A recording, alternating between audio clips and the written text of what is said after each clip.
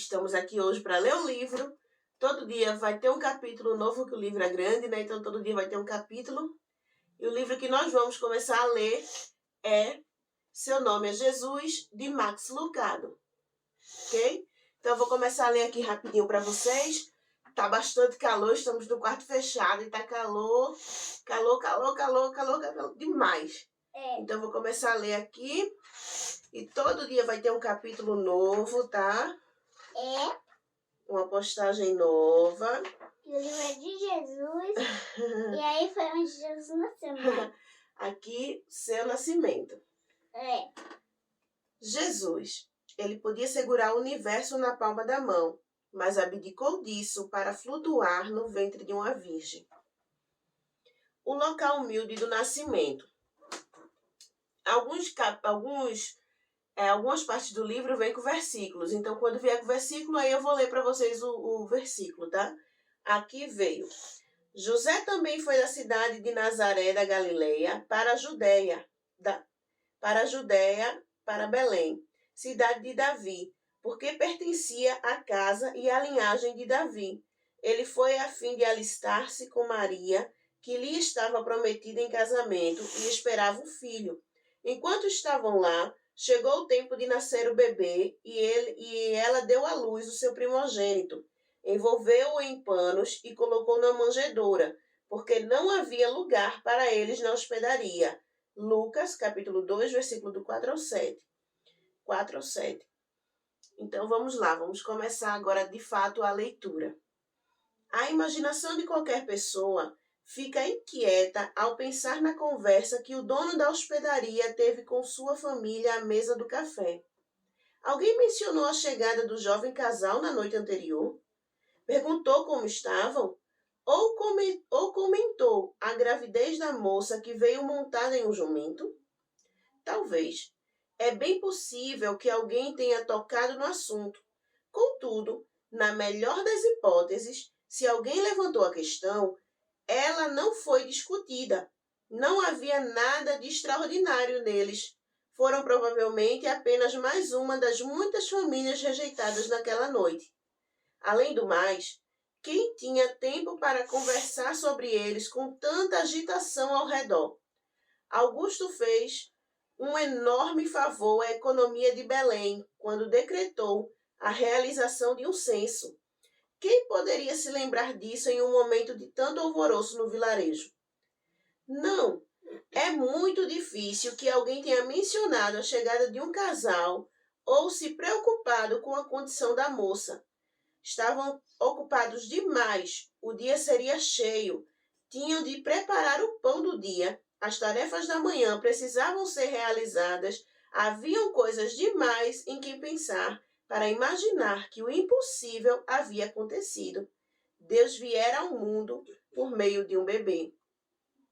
Não poderia haver lugar mais humilde para o nascimento. Do lado de fora havia um grupo de pastores. Estavam sentados no chão em silêncio, talvez perplexos, talvez com medo, mas certamente maravilhados.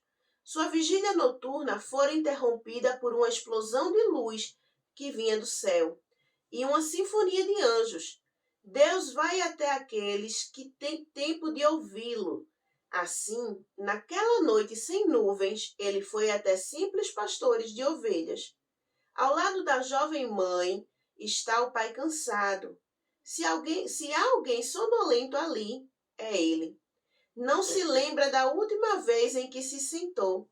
Agora que aquela agitação havia diminuído, agora que Maria e o bebê estavam confortáveis, ele se encostou à parede do estábulo e sentou. Os olhos pesaram. Ele ainda não havia entendido tudo. O mistério do evento o confunde. Entretanto, não possui forças para pensar naqueles questionamentos. O importante é que o bebê está bem e que Maria está segura. Com a chegada do sono, lembra-se do nome que o anjo pediu que ele colocasse no menino. Jesus. O nome dele será Jesus. Maria, porém, está bastante desperta. Puxa, como ela é jovem! Sua cabeça repousa sobre o couro macio da cela de José. A dor foi suplante pela admiração. Ela olha para a face do bebê, seu filho, seu senhor, sua majestade. Nesse ponto da história, o ser humano que melhor compreende quem é Deus e o que está fazendo a adolescente deitada naquele estábulo mal cheiroso, ela não consegue tirar os olhos dele. De alguma forma, sabe que está segurando o próprio Deus. Ele veio não como um clarão de luz, nem como um conquistador inacessível, mas como aquele cujos primeiros choros foram ouvidos por uma moça simples e um carpinteiro sonolento. Uma interpretação celestial. Deus tocou o ombro coletivo da humanidade. Com licença, disse ele, a eternidade interrompeu o tempo.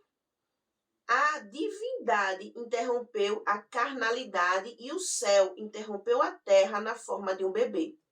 O cristianismo nasceu de uma enorme interrupção celestial. Pergunte aos pastores de Belém. Sabemos muito pouco sobre esses homens. Como se chamavam, qual sua idade, quantos trabalhavam naquela noite? Não sabemos.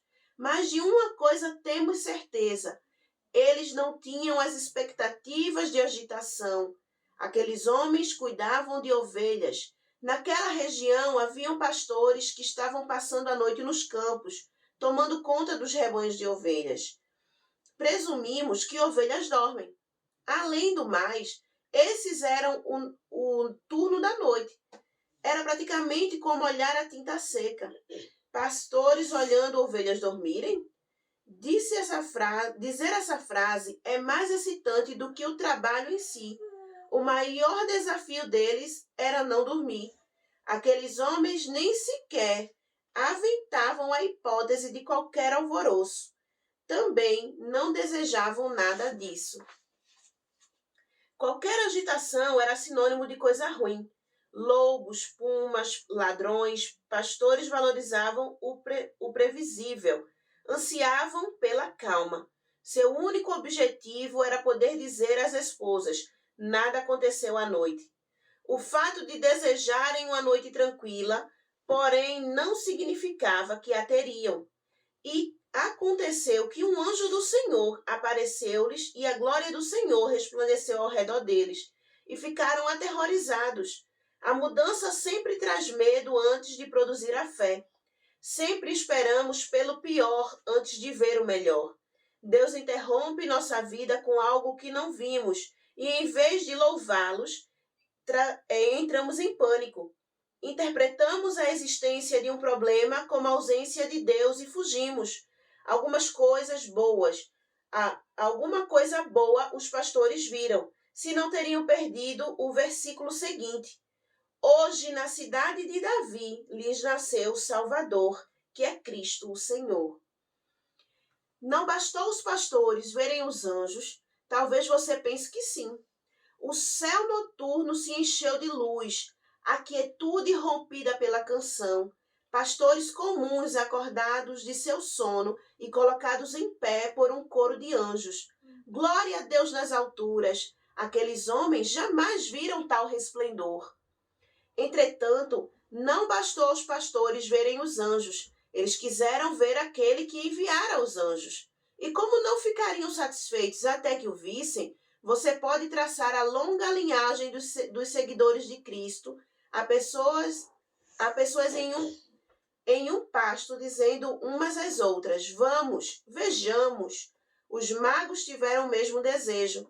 Queriam que seus olhos contemplassem Jesus.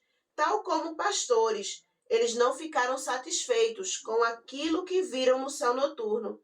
Não que a estrela não fosse espetacular, não que o fato não fosse histórico. Ser testemunhas daqueles atos reluzentes foi um privilégio para os magos, porém não foi suficiente. Não bastou ver a luz sobre Belém, precisavam ver a luz de Belém. Foram até lá para vê-lo. Por hoje é só. Amanhã teremos mais um capítulo. Eu espero muito que vocês nos acompanhem. para terminar esse livro, É. que é maravilhoso. Eu garanto a vocês que vocês ficarão fascinados com esse livro, porque ele é espetacular. É mesmo. Então, um abraço, que Deus abençoe muito a vida de vocês. Não deixe de nos acompanhar. Cheiro no coração. E, Nos sigam, se inscrevam. e deixa o like e tchau. Tchau! Tchau.